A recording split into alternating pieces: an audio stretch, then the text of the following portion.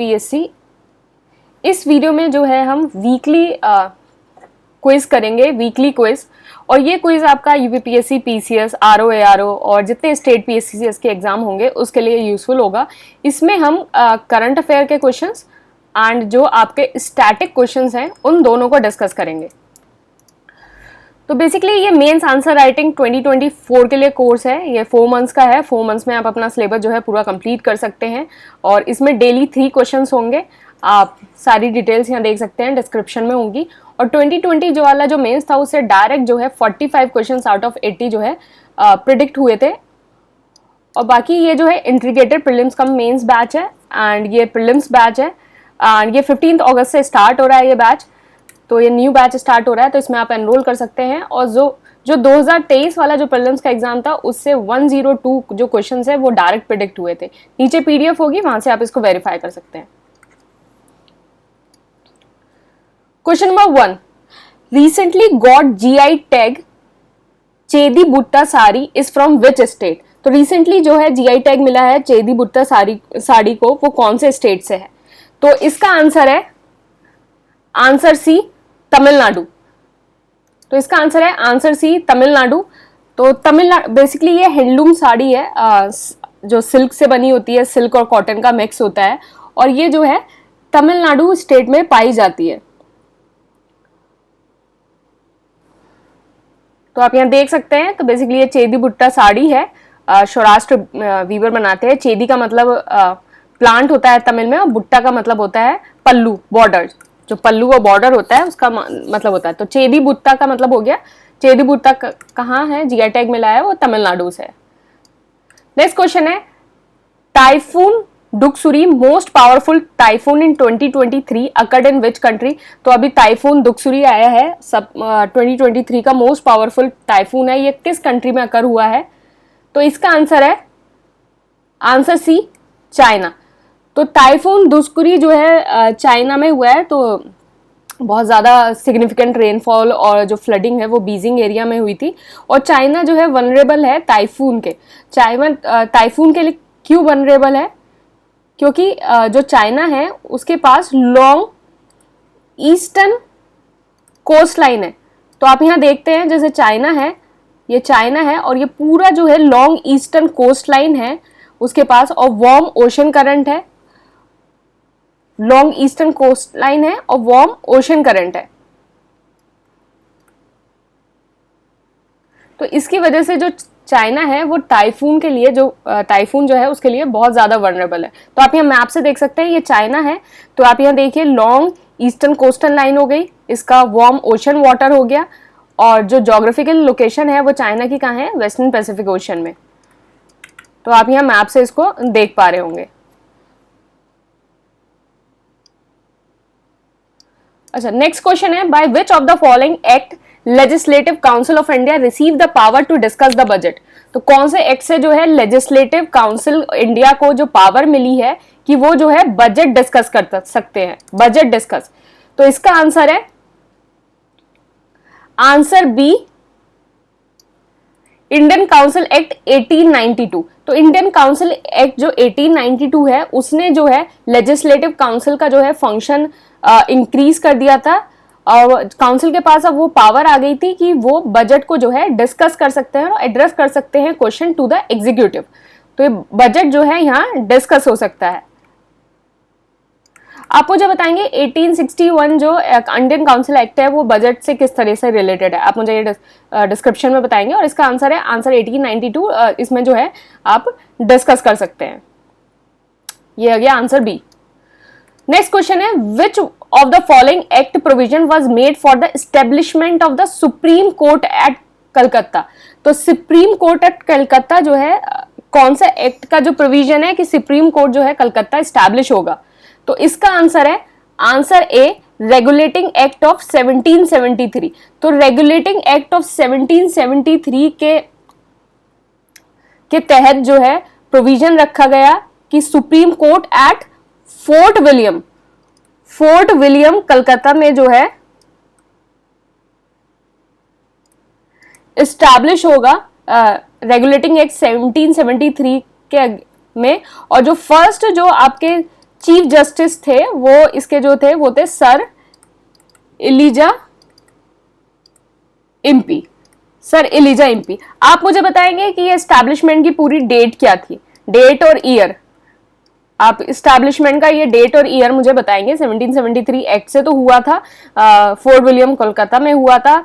जो first CG थे वो सर एलिजा एमपी थे, और बाकी आप मुझे डेट बताएंगे इसकी। तो इसका है आंसर ए। नेक्स्ट क्वेश्चन है, by which one of the following act was the federal court in India created. तो federal court in India created कौन से एक्ट से हुआ था? तो इसका आंसर है answer D, none of the above. ये ऑफ है, none of the above.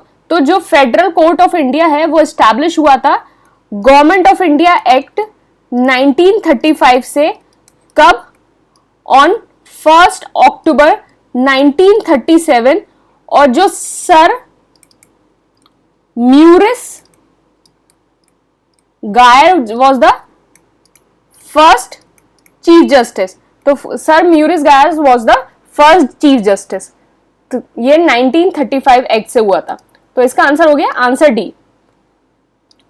Next question है, in the context of the Indian history the principle of the dyarchy refers to. तो इंडियन हिस्ट्री में जो डायरेक्की का प्रिंसिपल है वो क्या रिफर करता है? तो इसका आंसर हो गया,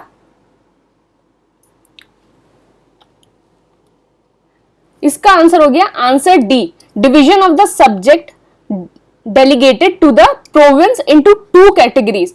तो जो सब्जेक्ट है वो प्रोविंस को डेलीगेट होंगे 2 कैटेगरीज में। तो डायरेक्की का मतलब क्या होता है? डायरेक्की का मतलब होता है डबल रूल।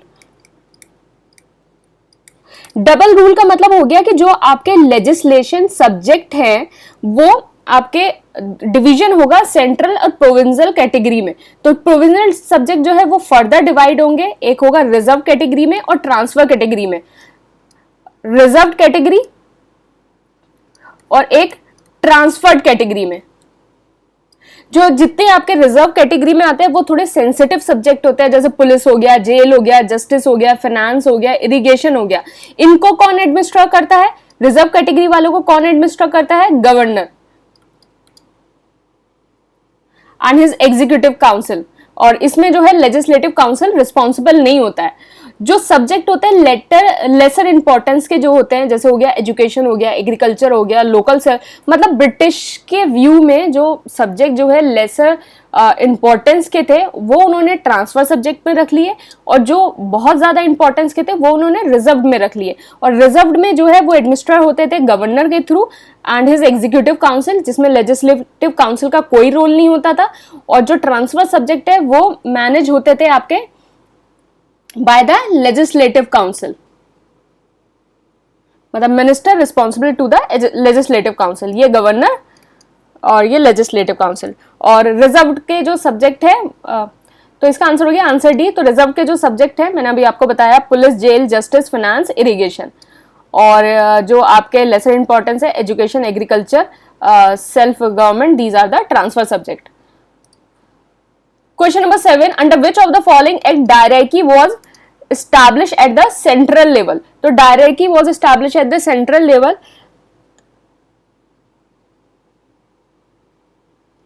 तो इसका आंसर हो गया answer C, government of India act 1935। तो इसका आंसर हो गया आंसर सी। तो मैं इसका आपको एक तरीका बताती हूँ। डीपीसी सुना ही होगा आपने। डीपीसी का मतलब होता है डिपार्टमेंटल प्रमोशनल कमेटी। तो मतलब जब आपका प्रमोशन होता है तो डीपीसी बैठती है, तो डीपीसी होता है डिपार्टमेंट प्रमोशनल कमेटी। तो ये ट्रिक है इसको याद करने की।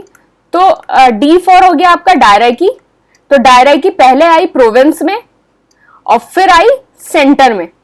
तो प्रोविंस में आई 1919 में और सेंटर में आई 1935 में। तो अब जो है डायरेक्की का जो क्वेश्चन है वो कभी गलत नहीं होगा। और ये डायरेक्की का जो अपोजिट है वो बाई कैमरल है। तो अगर कभी बाई कैमरल आ जाए तो डायरेक्की का अपोजिट, मतलब प्रोविंस में जो है पहले सेंटर में आया फिर उसके बाद प्रोविंस में आया, इस तरीके से। तो इसका अपोजिट है, डायरेक्की का अपोजिट बाई कैमरल है। तो इस तरीके से याद करना, डीपीसी ऐसे याद कर लेना, पहले प्रोविंस में आया फिर सेंटर में आया।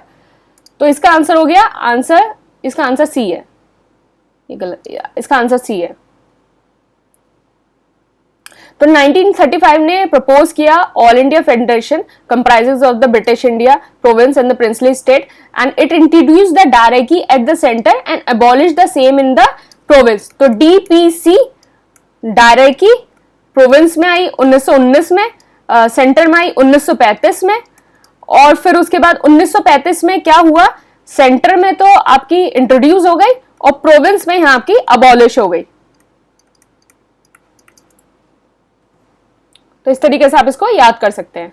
Question number 8, the act of 1909 was associated with. तो एक्ट किससे एसोसिएटेड है, इसका आंसर है introduction of the separate electorate. आप मुझे बताएंगे 1909 एक्ट को और क्या बोलते हैं, 1909 एक्ट को और क्या बोलते हैं, तो इसका आंसर हो गया आंसर है। Question number 9, the Indian legislature was made by bicameral for the first time by. तो अभी मैंने आपको बताया था डायरेकी वाला, उससे ही हम ये क्वेश्चन देखो अभी करेंगे।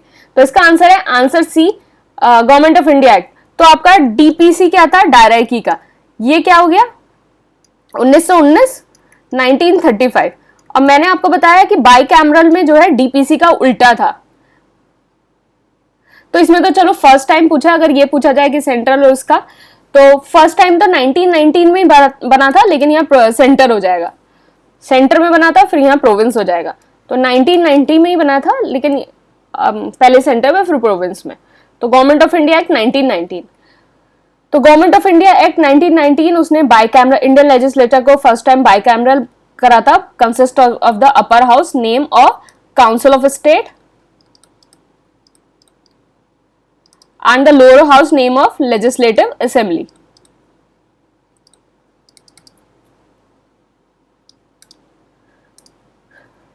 Question number 10, the power of the president to issue ordinance is a relic of. The power of the president to issue ordinance is a relic of.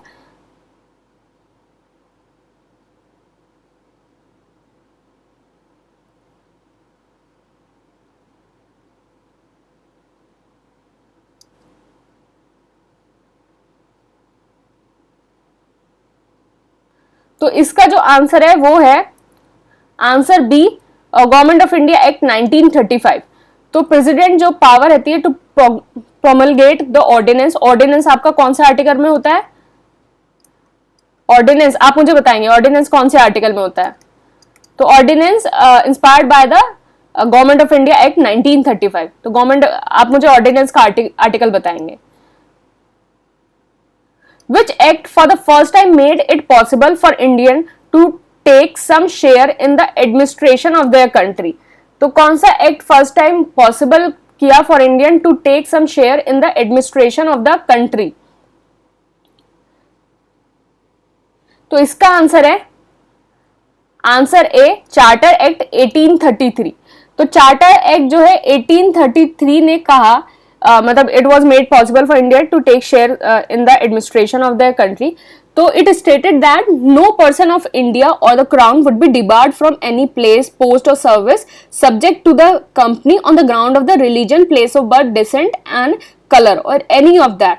तो मतलब 1833 ने कहा कि कोई भी जो है प्लेस, पोस्ट और सर्विस से जो है वो डिबार्ड नहीं होगा। तो फर्स्ट टाइम जो है इट मेड पॉसिबल कि जो हम इंडिया के जो इंडियंस हैं वो एडमिनिस्ट्रेशन में पार्ट ले सकते हैं।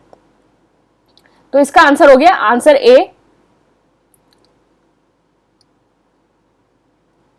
अच्छा, आप मुझे बताएंगे कि सिविल सर्विसेज से चार्टर एक्ट 1853 भी रिलेटेड है, ये किस तरीके से रिलेटेड है? आप मुझे नीचे कमेंट बॉक्स में बताएंगे 1853 किस तरीके से रिलेटेड है। नेक्स्ट क्वेश्चन हो गया, distribution of power between centre and state as in the constitution of India is based on which of the following plans. तो डिस्ट्रीब्यूशन ऑफ द पावर, मतलब जो सेंटर और स्टेट के बीच में डिस्ट्रीब्यूशन ऑफ पावर है वो किससे जो है ली गई है? तो इसका आंसर हो गया answer C, government of India act 1935। तो basically separation of power was made by the government of India 1935। इसने जो है लेजिस्लेटिव पावर बिटवीन सेंटर और प्रोविंस को जो है डिवाइड किया and replace directly in the province with the directly at the centre. और इसने जो है बेसिकली एनविसाज किया for the establishment of the federation of India? हालांकि ये वाला जो पार्ट है वो कभी इंप्लीमेंट नहीं हो पाया, लेकिन जो distribution of the power between centre and state जो बेस्ड है वो गवर्नमेंट ऑफ इंडिया एक्ट 1935 पे बेस्ड है। तो इसका आंसर हो गया आंसर सी। नेक्स्ट क्वेश्चन है, in the federation establish under government of India act 1935 residuary power were given to? तो रेजिड्यूरी पावर जो है वो किसको दी गई है? तो इसका आंसर हो गया आंसर सी, गवर्नर जनरल। तो जो रेजिड्यूरी पावर है वो allocated to the basically central, जो रेजिड्यूरी सब्जेक्ट्स है वो नाइदर एलोकेटेड टू सेंट्रल और province, it is basically allocated to the viceroy और द गवर्नर जनरल। तो वॉइस रॉय भी अगर इसमें लिखा आ जाए तो वो भी सही होगा, तो वॉइस रॉय और गवर्नर जनरल। तो 13 का जो है सी हो गया। नेक्स्ट है, which one of the following act led to the separation of the Burma from India? तो separation of Burma from the India, इसका आंसर है answer C, government of India act 1935। आप मुझे ईयर बताएंगे, एग्जैक्टली ईयर और कब separate हुआ था आप मुझे बताएंगे। तो इसका हो गया आंसर सी। नेक्स्ट है, Gobardhan initiative was started in? तो गोवर्धन इनिशिएटिव कब स्टार्ट हुआ था? तो इसका आंसर है आंसर बी, 2018। तो 2018 में जो है गोवर्धन इनिशिएटिव स्टार्ट हुआ था। तो basically department of the drinking water and sanitation जो मिनिस्ट्री ऑफ जल शक्ति के अंदर आता है, और इसका काम क्या था? Safely manage the cattle and agriculture waste in villages and make the villages clean. तो इसका काम क्या था कि मतलब जो ऑर्गेनिक वेस्ट है उसको बायोगैस में कन्वर्ट करना और ऑर्गेनिक मैन्योर में, और एनवायरमेंटल सैनिटेशन को बढ़ावा देना, और इस तरीके से जो है रूरल एम्प्लॉयमेंट भी जनरेट होगा। इस बजट 2023-24 में एक खास अनाउंसमेंट हुआ है for the establishment of the 500 new waste to wealth plant including 200 complex biogas plant with private sector and stakeholder, जिसमें जो है 75 plant in urban area and 300 community or cluster based plant. तो 500 जो है new waste to wealth जो plant है वो इसमें रखे जाएंगे। तो गोवर्धन इनिशिएटिव मैंने आपको बताया, manage the cattle and agriculture waste, और जो ऑर्गेनिक वेस्ट है उसको बायोगैस में कन्वर्ट करना, ये गोवर्धन से जो है रिलेटेड है। नेक्स्ट है, ऐप उल्लास नव भारत साक्षरता कार्यक्रम launch by the ministry.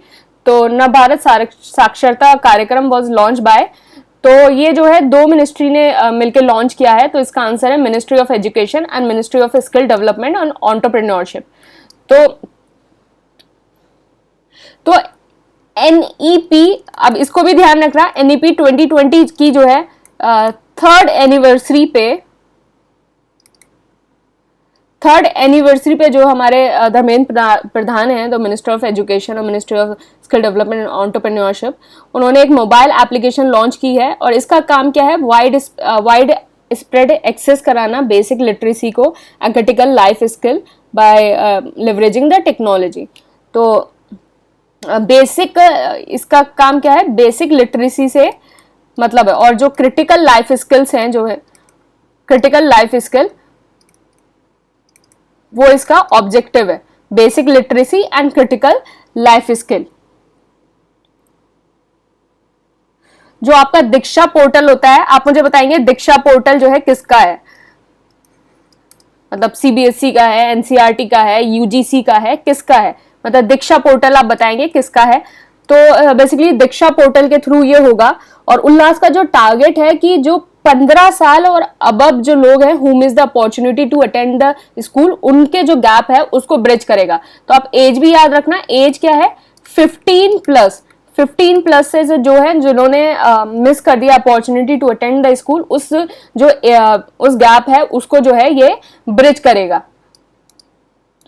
Next question है, GI tag Jaderi Namakatti from which state? तो जादेरी नामाकत्ती जो है कौन से स्टेट से है?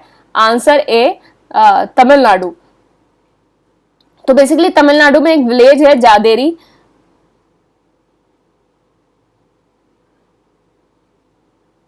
तो जादेरी नामाकत्ती जो है जीआई टैग जो है तमिलनाडु में है। तो ये जो है जादेरी नामाकत्ती होते हैं, स्टिक्स होती हैं व्हाइट कलर की, फिंगर लाइक शेप होता है, और जादेरी से बनी होती हैं, और ये जो है तमिलनाडु में है। नेक्स्ट है, रिसेंटली जो है Paddaris and Paharis tribe were given the status of the scheduled tribe from which state. तो पदारीज और पहाड़ीज को जो है स्टेटस दिया गया है शेड्यूल्ड ट्राइब्स का, कौन से स्टेट से? तो इसका आंसर है आंसर सी, जम्मू कश्मीर। तो जो अभी हाल ही में जो है गवर्नमेंट ने इंट्रोड्यूस किया constitution Jammu Kashmir scheduled tribe order bill 2023 Lok Sabha में, और जो 4 कम्युनिटीज हैं उनको इंक्लूड किया है scheduled tribes in Jammu Kashmir. वो कौन कौन सी हैं? पहला गद्दा ब्राह्मण, फिर आपका कोली कम्युनिटी, फिर आपकी पदारीस एंड पहाड़ी। तो these were included in the scheduled tribes. तो अगर आप आ जाए कि ये ट्राइब्स कहाँ से बिलोंग करती हैं, तो आप को पता चल जाएगा कि दीज आर बिलोंग, मतलब ये जो है जम्मू कश्मीर से बिलोंग करती हैं। ठीक है, नेक्स्ट क्वेश्चन है, recently in news lithium triangle are of countries. तो लिथियम ट्रायंगल जो है कौन सी कंट्रीज के हैं?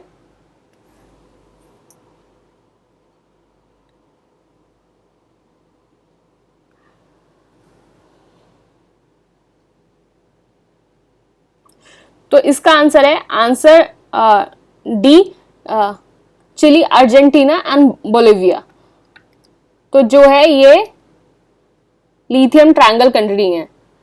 तो ये बहुत ज़्यादा इंपॉर्टेंट है, मतलब अभी जितने भी आपके एग्जाम्स होंगे उनमें जो आने के जो चांसेस हैं वो बहुत इंपॉर्टेंट है। यूपीपीएससी में तो लिथियम से एक क्वेश्चन आया ही था प्रीलिम्स 2023 में। आपके जितने आरओ एग्जाम और आपके बीपीएससी हो गया, आपके आरएएस हो गया, ये सब में जो है लिथियम ट्रायंगल जो है अभी जो है हाल ही में बहुत ज़्यादा इंपॉर्टेंट है। तो अभी क्या है, हाल ही में क्या है, इंडिया ने आइडेंटिफाई किया है comprehensive list of the 30 critical mineral including lithium as a part of its mineral security. तो लिथियम को जो है व्हाइट गोल्ड कहा जाता है। अगर आ जाए कि व्हाइट गोल्ड किसको कहा जाता है, व्हाइट गोल्ड कहा जाता है due to its demand for the rechargeable battery और is a soft and silvery white metal होता है, तो इसको व्हाइट गोल्ड कहा जाता है। और ये जो चिली, अर्जेंटीना, बोलिविया है वो जो है कंट्रीज है। तो आप मैप में इसको देखेंगे, ये तीनों कंट्रीज जो हैं आप मैप में इसको देखेंगे। नेक्स्ट क्वेश्चन है, Kuril island the disputed island is between. तो कुरल जो है एक डिस्प्यूटेड आइलैंड है, ये किसके बीच है? तो it is between Japan and Russia. तो कुरल आइलैंड जो है एक डिस्प्यूटेड आइलैंड है बिटवीन जापान एंड रशिया। और अभी हाल ही में ये न्यूज़ में इतने इसलिए रहा था क्योंकि रशिया यूक्रेन का जो कन्फ्लिक्ट चल रहा था उसकी वजह से। तो जो कुरल आइलैंड है इसको बोला जाता है northern territory dispute in Japan, और बेसिकली ये जापान और रशिया के बीच में एक डिस्प्यूटेड एरिया है, और बेसिकली एक वॉल्केनिक एरिया है। और ये जो आपका साकालिन ओब्लास्ट है रशिया में, वो यहाँ ये जो है पाया जाता है। तो आप यहाँ देख सकते हैं, ये रहा कुरल आइलैंड, ये मथुआ आइलैंड हो गया आपका, ये जो जापान के आप ये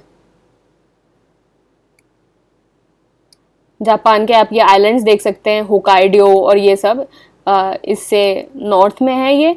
और ये शाकालिन आइलैंड जो है रशिया का, और यहाँ आप देख सकते हैं ये पैसिफिक ओशन हो गया, ये कामचाता पेनिसुला हो गया रशिया का।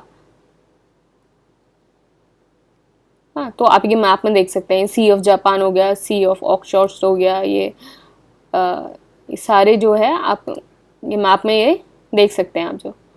तो ये रहा कुरल आइलैंड। नेक्स्ट क्वेश्चन है, north sea lies in which ocean. तो नॉर्थ सी जो है किस ओशन में लाई करता है? तो इसका आंसर है पैसिफिक ओशन। तो आप यहां देख सकते हैं, ये रहा नॉर्थ सी,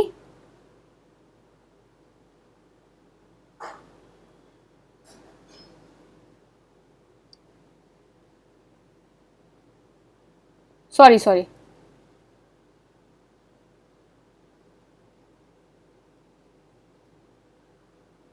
ओके, हाँ। तो बेसिकली ये रहा आपका नॉर्थ सी, यहाँ यूके है, यहाँ नॉर्वे है, यहाँ डेनमार्क है, यहाँ नीदरलैंड है, और ये आप यहाँ देख सकते हैं, यहाँ सी ऑफ डोवर है, या नॉर्वेजियन सी है,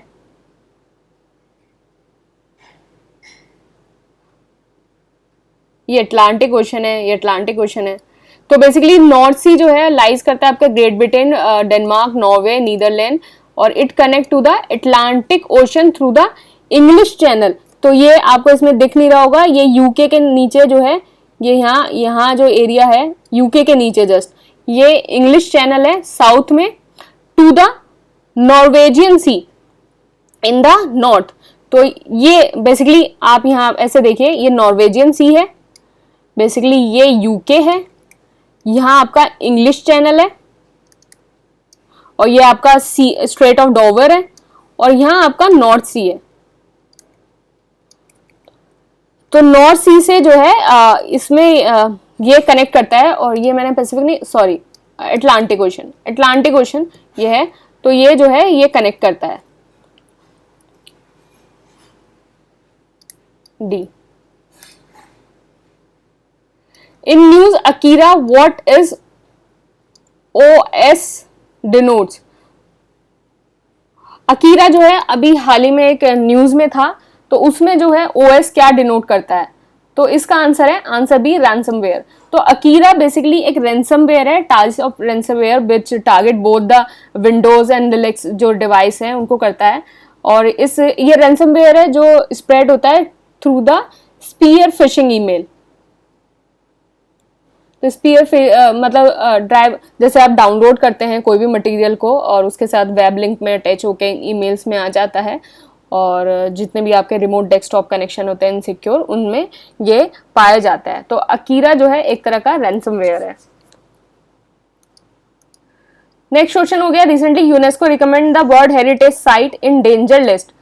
तो इसमें कौन सी साइट को जो है world heritage site in danger list जो है बताया गया है। तो UNESCO has recommended adding to the Italian city of the Venice. Italian city of the Venice जो है उसको world heritage site in danger बताया गया है due to the long standing problem such as जैसे ओवर टूरिज्म हो गया और effect of the climate change. तो this is the recommended as the world heritage site in danger list. Which of the following countries border the North Sea. तो कौन सी countries border करती हैं, तो इसका आंसर है, आंसर ए, ब्रिटेन, मतलब UK, Denmark, Norway, Germany, Netherlands, France, Belgium. तो आप इसको याद कर सकते हैं। ये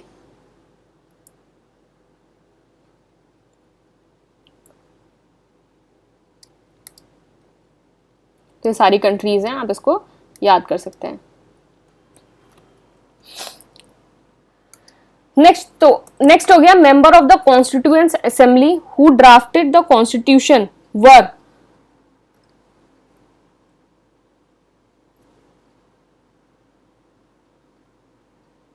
तो इसका क्या आंसर होगा, तो इसका आंसर है, answer C, elected by the legislative council for the various province.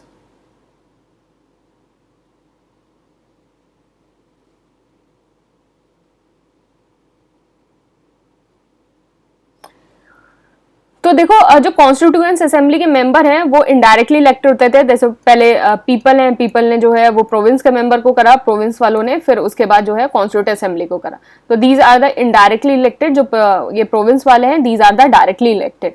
तो member of the constituent assembly was elected by the legislative assembly of the various province. तो ये प्रोविंस है, ये पीपल है, और ये कॉन्स्टिट्यूएंट असेंबली है। तो इस तरीके से जो है, इस तरीके से होते थे। तो इसका आंसर हो गया सी। तो member of the constituent assembly were elected by the member of the legislative assembly of the various province. Each province and each Indian state were allotted the total number of seats proportional their respective population in the ratio of 1 to a million, मतलब 10 lakh 10 lakh। 292 जो member हैं were elected through the provincial legislative assembly and 4 members were represented as the chief commissioner province। और जो Indian princely state है उनको allot हुए थे 93 seats. तो ये आप यहाँ देख सकते हैं।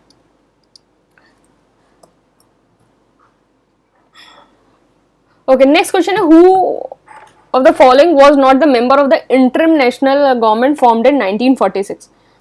1946 के अंदर जो इंटरिम गवर्नमेंट हुई थी उसमें से कौन इसमें से जो मेंबर है वो नहीं था।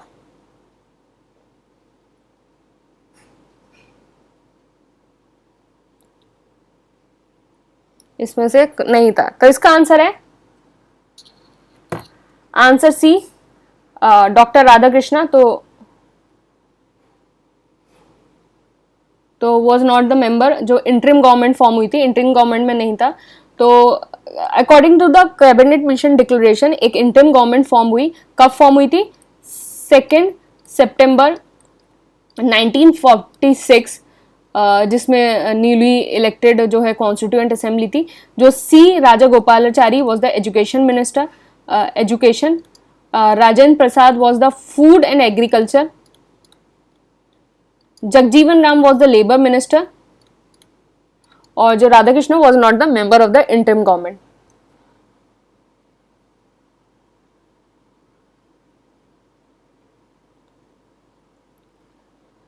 अच्छा, एक चीज और, मैं एक चीज मुझे याद रह गई। हाँ, तो ये जो कंट्रीज हैं जो नॉर्थ सी को बिलोंग करती हैं, तो इसका एक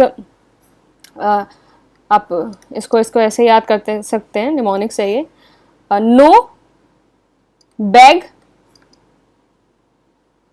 फ्रेंड्स, नो बैग फ्रेंड्स। तो नो से हो गया आपका Norway,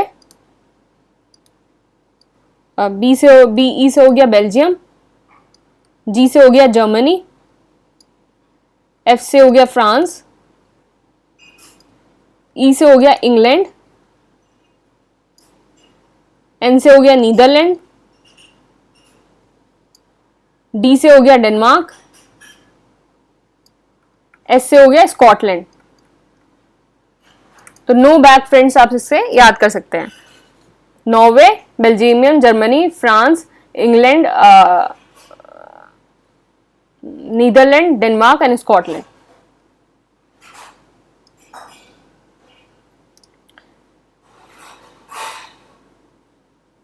the first interim national government was announced on. तो फर्स्ट इंटरिम नेशनल गवर्नमेंट कब अनाउंस हुई थी? तो इसका आंसर है आंसर ए 24 अगस्त 1946।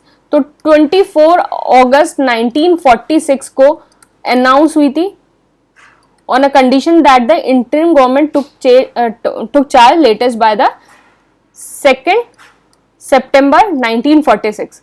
ये अनाउंस हुआ था और इसमें था कि ये इस टाइम चार्ज ले लेंगे। 24 को अनाउंस हुई थी, 2 सितंबर को चार्ज लिया जाएगा। नेक्स्ट है Indian constituent assembly was establish under. तो इंडियन कॉन्स्टिट्यूएंट असेंबली किसके अंदर एस्टैब्लिश हुआ था? तो इसका आंसर है आंसर सी, कैबिनेट मिशन 1946। तो कैबिनेट मिशन 1946 के एस्टैब्लिश होता on the basis of the indirect election. मैंने आपको बताया ना कि पहले कॉन्स्टिट्यूएंट, पहले पीपल होंगे, फिर प्रोविंस होगा, फिर कॉन्स्टिट्यूएंट असेंबली, ये इसको वोट, ये इसको। तो कॉन्स्टिट्यूएंट असेंबली जो है इनडायरेक्ट इलेक्शन के थ्रू जो है आई थी। नेक्स्ट है who among the following person was not a member of a cabinet mission. तो कैबिनेट मिशन जो आया था उसमें से कौन से जो है इसमें से मेंबर नहीं थे? तो इसका आंसर है आंसर ए, विलियम वुड नहीं था। तो बेसिकली तो कौन कौन से थे? Sir Patrick Lawrence and Stafford Cripps and Alexander, AB Alexander. तो दीज 3 आर द मेंबर। आप मुझे बताएंगे तो हाँ, दीज 3 आर द मेंबर। हाँ, कैबिनेट मिशन कब आया था? ईयर बताएंगे, मंथ बताएंगे कब आया था कैबिनेट मिशन। नेक्स्ट है the proposal for framing of the constitution of India by an elected constituent assembly was made by. तो proposal of framing of the constitution of India, तो framing of the constitution of India किससे बना था? Cripps mission से। एक P और आएगा यहाँ, क्रिप्स मिशन। तो द फ्रेमिंग ऑफ कॉन्स्टिट्यूशन, जब वर्ल्ड वॉर 2 जब एंड हुआ तो इलेक्टेड कॉन्स्टिट्यूएंट असेंबली आई और वो किससे बनेगा? क्रिप्स मिशन से। क्रिप्स मिशन कब आया था? ईयर बताएंगे क्रिप्स मिशन का। क्रिप्स मिशन कब आया था?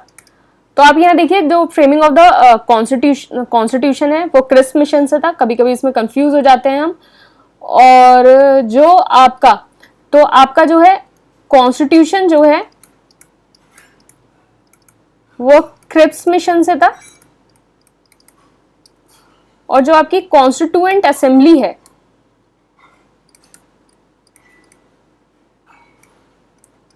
वो कैबिनेट से थी। अब इसको ऐसे याद रख सकते हैं, जब आपकी असेंबली बैठती है तो उसमें कैबिनेट भी होता है। जब आपकी तो कैबिनेट तो कॉन्स्टिट्यूएंट असेंबली कैबिनेट मिशन से थी। इस तरीके से इसको याद रख सकते हैं, कभी कभी कंफ्यूज हो जाता है। कॉन्स्टिट्यूएंट असेंबली कैबिनेट मिशन से थी और फिर उसके बाद कॉन्स्टिट्यूशन तो अपना आप याद ही रह जाएगा, क्रिस्प मिशन से था। तो इस तरीके से इसको आप याद कर सकते हैं। ओके तो आप ये टेलीग्राम चैनल है ACPPSC, यहाँ इसको ज्वाइन कर सकते हैं। यहाँ फ्री डेली क्विज आपको मिलेगा और यूपी स्पेशल के जो करंट अफेयर्स हैं वो भी आपको इसी टेलीग्राम चैनल पे मिलेंगे। बाकी आप ये मेंस का जो बैच है आप इसको ज्वाइन कर सकते हैं। 4 मंथ्स में आप अपना कंप्लीट सिलेबस कैसे कंप्लीट करें इसकी सारी डिटेल्स होंगी। और बाकी ये इंटीग्रेटेड प्लान तो है वो तो जल्दी स्टार्ट हो रहा है, 15 अगस्त को स्टार्ट हो रहा है, तो आप इसको ज्वाइन कर सकते हैं। अब बाकी कमेंट बॉक्स में बताइए कि ये सारे जो हम क्विज हैं इसको कंटिन्यू रखें या नहीं रखें, और आपको क्या इस पे फीडबैक देना है और आपको ये क्विज कैसा लगा। Thank you and all the best.